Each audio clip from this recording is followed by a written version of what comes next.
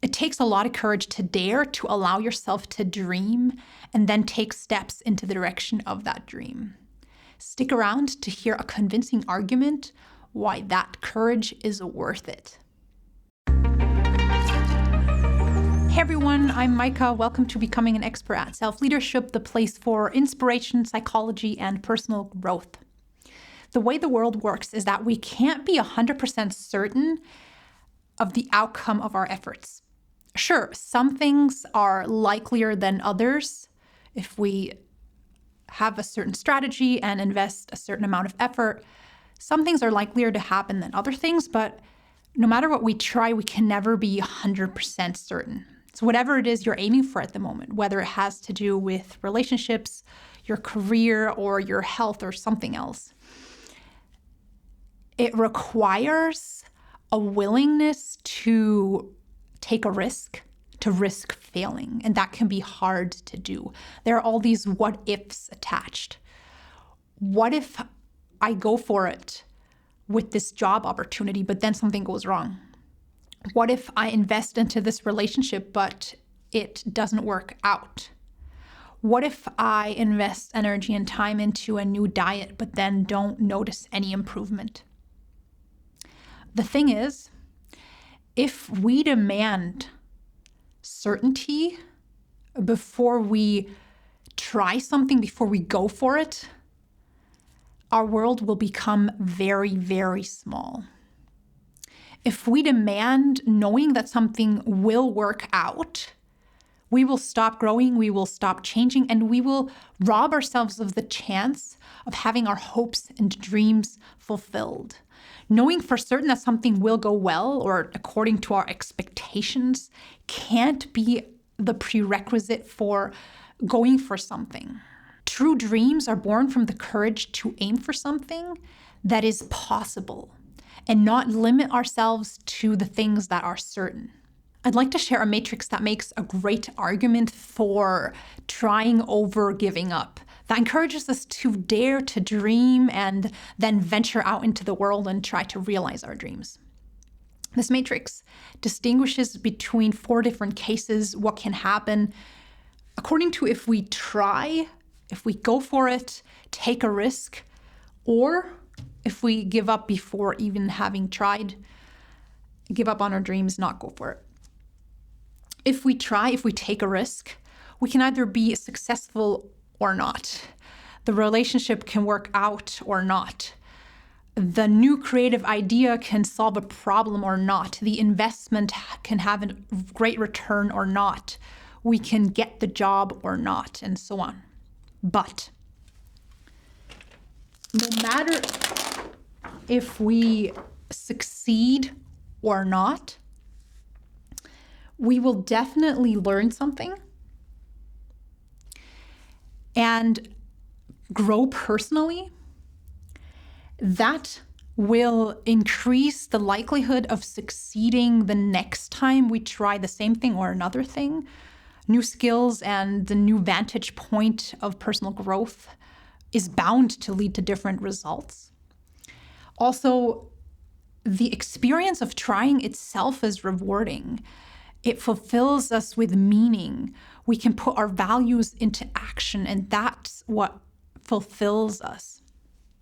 And also, we can be proud of having tried, of our courage. On the other hand, if we don't try, we can't succeed, and we also can't know if we could have succeeded. So there's no success in this column.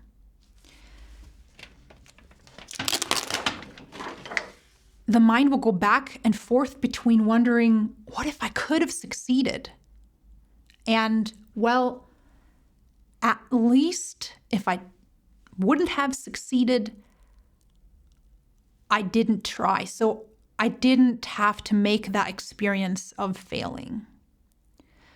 But what goes along with this cloud of thought, with not knowing if you could have succeeded, is a feeling of loss, regret, apathy, and stagnation.